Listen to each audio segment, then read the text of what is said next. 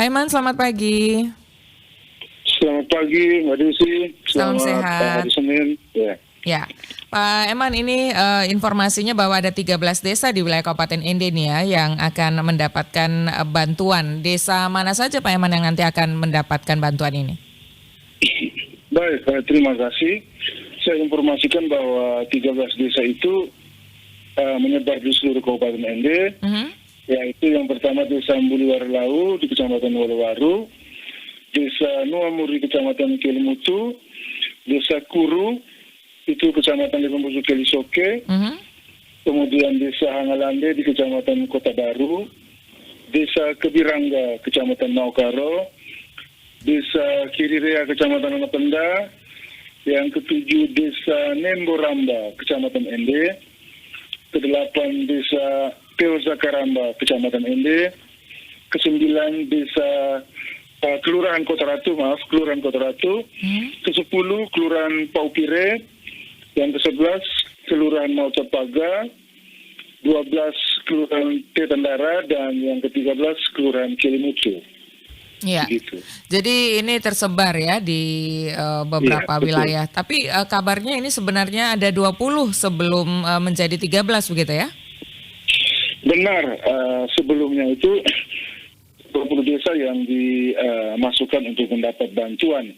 Karena pembangunan bantuan perumahan ini adalah dari menggunakan dana DAK, dana dari pusat. Kemudian dana DAK ini membutuhkan dana sharing kabupaten.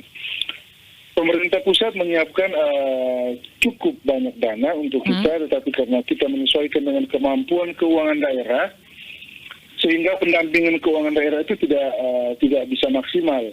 Sehingga ini kita kemudian lakukan bertahap. Desa yang 20 tadinya itu, kita awalnya kan ini per desa 15 unit. Awalnya itu kita mau minta kepada pemerintah pusat supaya tetap 20 desa, tetapi volume rumahnya itu dari tiap desa dikurangi saja menjadi 10, supaya bisa tetap menyebar di 20 desa. Tapi karena pemerintah pusat punya regulasi tidak membuka ruang untuk itu, sehingga kita harus memilih solusi mengurangi jumlah desa. Jadi jumlah unit rumah per desa tidak bisa dikurangi, artinya jumlah desa yang kita kurangi.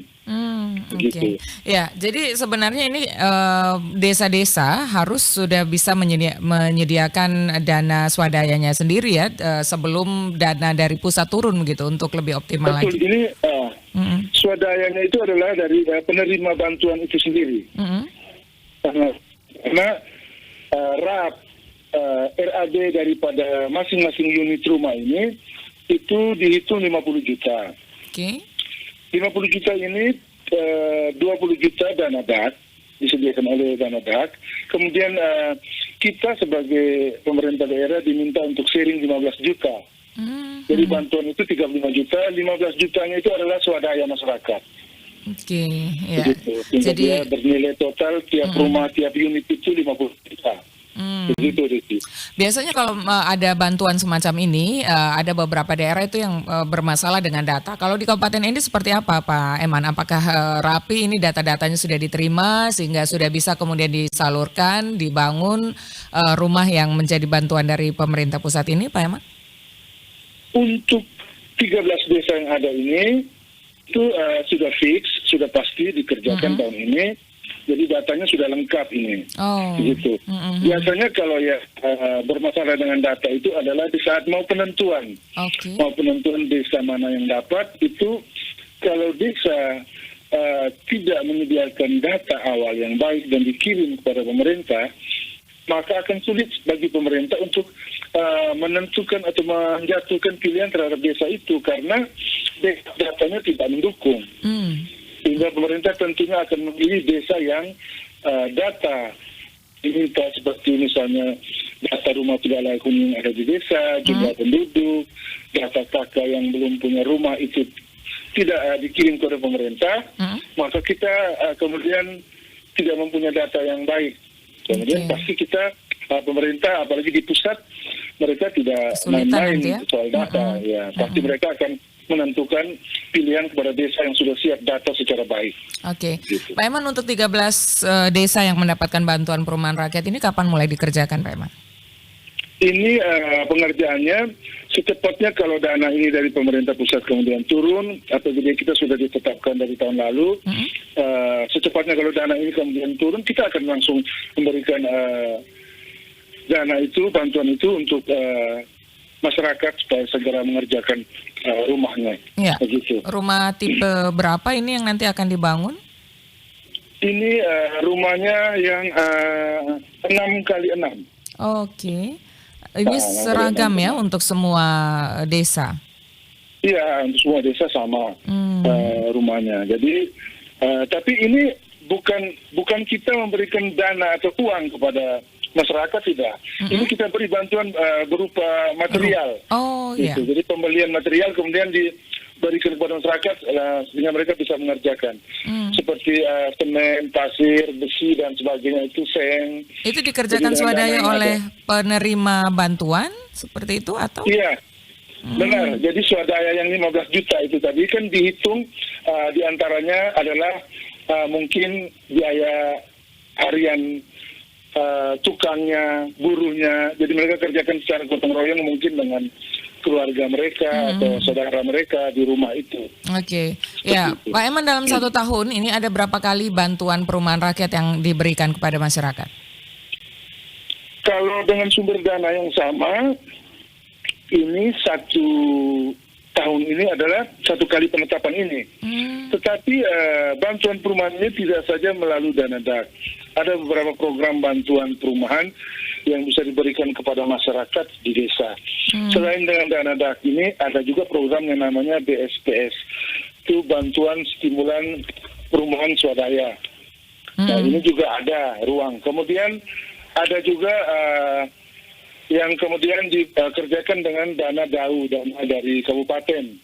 Tapi tentu jumlahnya juga tidak sebesar dana dari pusat ini, yang dengan dana DAK ini. Okay. Kemudian yang terakhir juga ada dari program pokir yang haknya dimiliki oleh bapak-bapak legislatif dan ibu-ibu kita, anggota DPR. Dan juga bisa juga dibuka ruang dengan dana desa. Itu desa punya wewenang mereka untuk memberikan bantuan perumahan dengan desa yang mereka terima. Jadi ada banyak program sebenarnya yang bisa membackup masyarakat untuk mengerjakan rumah bantuan layak huni ini. Iya, kita harapkan semua prosesnya berjalan lancar, bermanfaat bagi masyarakat banyak begitu ya Pak Eman ya? Ya, kalau harapan saya sebagai Kepala Dinas Perumahan Rakyat Kawasan Pemukiman dan Pertanahan mau mengimbau kepada desa-desa. Apabila ada permintaan data dari kabupaten, tentunya dalam hal ini saya berbicara sebagai Kepala Dinas Perumahan Rakyat.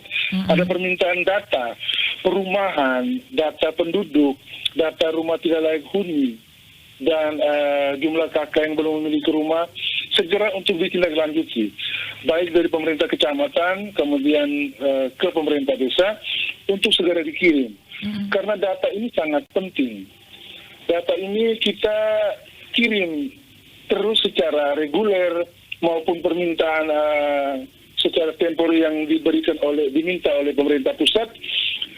Kalau kita mengirimkan data ini dengan cepat dan baik, maka itu sudah merupakan satu modal yang kuat untuk desa tersebut bisa mendapatkan bantuan.